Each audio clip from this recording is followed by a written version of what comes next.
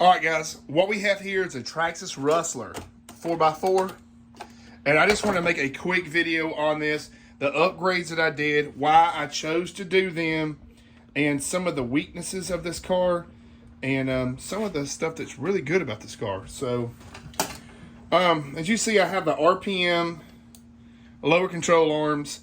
The reason why I swapped those out is because I wound up breaking one of the factories. So I went ahead and bought some more. Now, whenever I bought this car, it was just the brushed model. So I went ahead and got the brushless set up. And I also, now this was an experiment here. Okay, so this car was 100% an experiment. And I tried to find all the weaknesses. So I absolutely beat this car to death. Now, the first thing that actually broke was one of the front shocks. This was after I was running the Millennium setup on a 3S LiPo. And this is the battery that I'm running out of this car. It's the Muscle Pack 6500. It's a 100C battery. This car here will fly. To this day, it is so fast. And it's a fun car. So, after I'd done the Millennium setup, I put the metal Traxxas drive shafts in it, which I haven't had any issues with drive shafts. Like I did say, we broke these. So what I done was I ordered off of eBay. You know, they have all these cheap shock replacements, and they actually worked pretty good. Except for I broke one of the rears. So we actually wound up having to rebuild two of the factory ones, put some spacers in it just to get it stiff enough to make the car level. And that's how that played out. Now, I would be a liar if I didn't say that I've really beat this car down. I tried to do some preventative stuff like the chassis stabilizer. That right there keeps the car body rigid. I've put 2 spur gears in it, and the only reason I ever broke a spur gear was my fault. It's because I did not get the mesh correct. So what I did was I went back with the factory little plastic piece right here that'll indicate your holes for you for the spur gear. Now, you know, this works. I think I'm running a 54 tooth spur in it. Plenty for this car. It's great. I haven't had any more issues out of it thus far, and I've run this thing really hard. I did buy these off of Amazon, the upper control arms. They're the aluminum. So I've actually, I'll say this: if you impact this front hard, like a real hard impact, these will bend in. Mine are not straight. I've had to take them off twice and put them on a granite table and actually hammer them back flat. And you can already see that this bolt here is loose, so I'm gonna have to fix that while we're here. That's another thing with this. I've noticed that the screws really don't stay tight like I would like. You can put Loctite in them, but then if you break something, it's going to be hard to get in there and fix it and do it without having to heat the Loctite up. It's a mess. So all in all, this car is awesome. And the reason, like I'm saying, is I'm testing parts with this thing, and I'm just giving you guys like an idea of the kind of abuse that this thing will take. All right, and like I said again, I'm not bashing this car at all.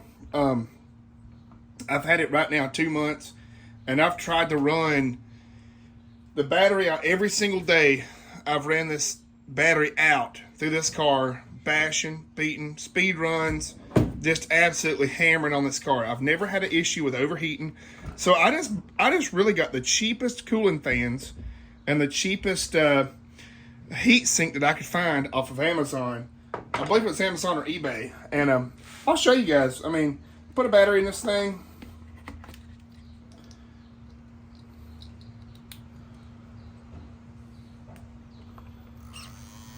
Fans work great. I mean, you can't complain about that. Servo is still good and tight. Now, some of you might be wondering why we have the knuckle here. It's a blue anodized aluminum knuckle. And this one over here is the factory. So believe it or not, one of these knuckles on this side broke. Took an impact. I was actually just jumping up some hills. Fell down on this wheel here. Broke it and broke the lower control arm, which was one of the RPM ones. So I wound up putting the stock one back on this car. And thus far, right now, this setup has been running great. It's been running awesome. These shocks, they're good. The Traxxas ones to me on this car are a little bit too weak. The car, if you don't have it set up like this right here, the way I've got it with the spacers and all that, it seems like it squats too much in the rear. So whenever you punch it, you'll be dragging the back end. And I'm running 90 weight gear oil in it too. Or not gear oil, sorry, shock oil. Just to kind of help with the stiffness of the shock. But right now, how it sits, this thing is perfect. You can launch it. It doesn't really want to stand up. I mean, you can make it stand up if you want to, but I like to do straightforward speed runs.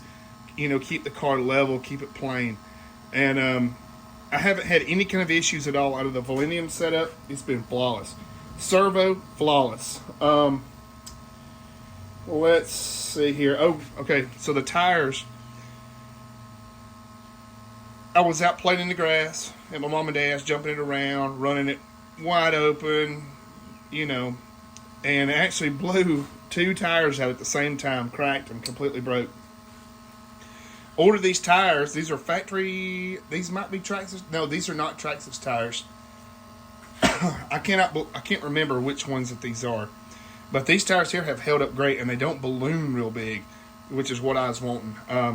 I believe I got these off of Amazon too. I can find the links, and I'll put all the links in the description below of this car.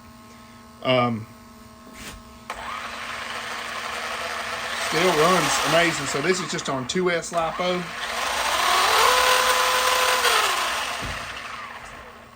It's a little bit loud, but you know what? That's fine. One of the best things that I ever did to this car, update-wise, was I did away with the slipper, and I put in a differential. That was night and day. This thing, absolutely, I mean, it is a great, great car. And like I said, I know I have a bunch of mixed match parts on it, but I was just testing stuff.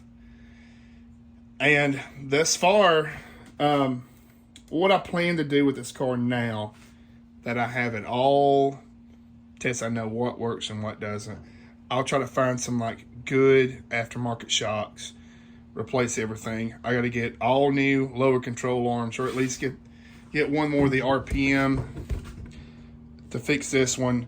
I'm going to do away with that aluminum knuckle. I don't believe that is really necessary. The factory ones seem to be really good. Bearings are still good and tight. That one's got a little bit of wobble. This one here doesn't. So that is the thing about the aluminum, is it does kind of keep everything really tight. And I might go back aluminum. Like I said, this was just the guinea pig. But yeah, if you guys were interested in the Traxxas Rustler, I believe you can get the brushed model for like $280. Then you spend, you can go to like your local hobby shop or whatever, trade the motor in, you get some money off, Millennium swap it, and just, you know, you're going to have to do, you know, do this upgrade here, keep it stiff. And this car runs great. I mean, it is the body itself, like the shell, I have cracked it. I've busted it up pretty good. I still think this is one of my better looking cars. I love the coloration on it. I love the speed of it. It handles great. I mean, this thing is a good car. But that's just some of the upgrades that I did. So really the only things that ever broke was just shocks, lower control arms, running gear though, perfect. I'm still running the plastic drive shaft in this thing. Never had an issue with it. If you plan on beating on this thing, you know, you are going to break some stuff, and I did.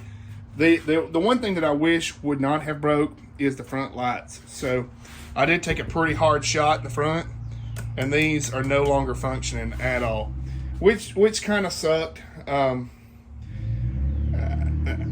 could replace them, but I'm not really wanting to spend too much money on this car. But yeah, guys, that is the Traxxas Rustler. That's just kind of like the rundown on it that I have found so far. Out of 1 to 10, I would definitely give this car a. I mean, the car didn't fail.